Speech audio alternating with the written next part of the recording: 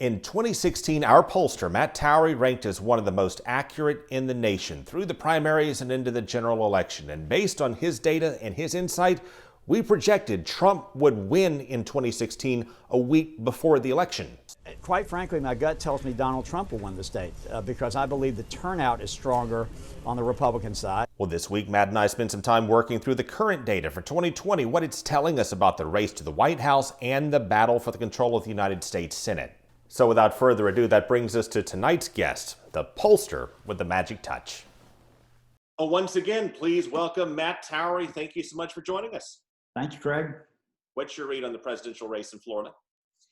In Florida, I think it's pretty tight. Although I have to say that post-Labor Day, the Biden campaign really put their foot on the accelerator in terms of ads. I think the campaign was outspending the Trump campaign probably 5-1 in terms of spots, and they're very well-made ads. So I think that's made Florida much closer.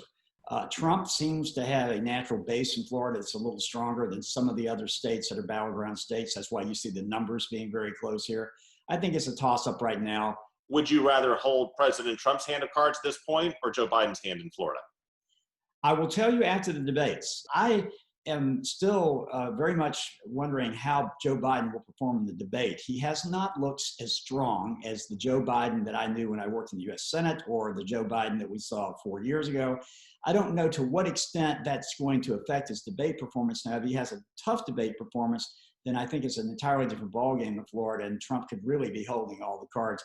I'm not sure he'll have that tough debate performance. Sometimes low expectations end up working in the other direction, and you end up exceeding them just by doing a decent job. But post-debate, I'll know better who holds the best cards. Clearly, the president and his allies have set very, very, very, very low expectations for Joe Biden repeatedly. Do you think that was a mistake? Yes. I don't think the president, I don't know what the president said about it, to be honest with you. He says so many things, I can't keep up with all of them, but some of the folks in his organization probably have set a low bar. They're trying to raise that bar right now because they realize that Biden may have his game on a little better. We worked through Florida. What about the National Electoral College? Do you think the prognosticators are right in giving Biden the inside track? Well, I think right now they have been. Now, of course, again, go back to our original conversation. I'm not a big fan of the polling process because I think it's flawed. That many of these polls don't even focus on likely voters. They vote on they use registered voters, and as you know, Craig, you've been around a long time. Likely voters will tell you more likely how the race is going to turn out. I would say that. My view was that after Labor Day, the president's campaign suffered because they laid off the money. They didn't run significant ads in Michigan, not here in Florida, North Carolina. There were several states, battleground states, they should have been up, and they went dark because they said they didn't have the money.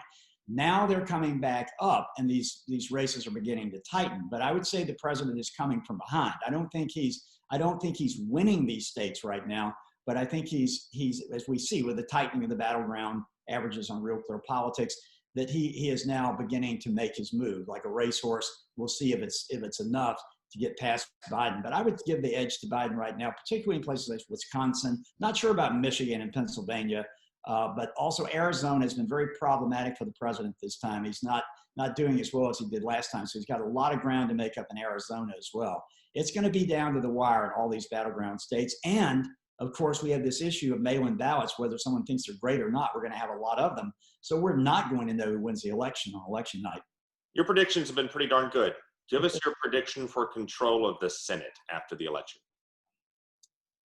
I think the Republicans will hold, but it will be by the skin of their teeth. The one race to really watch is Tom Tillis in North Carolina.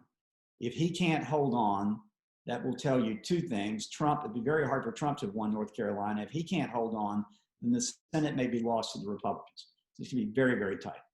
Matt Towery, thank you as always for your time. Thank you, Craig.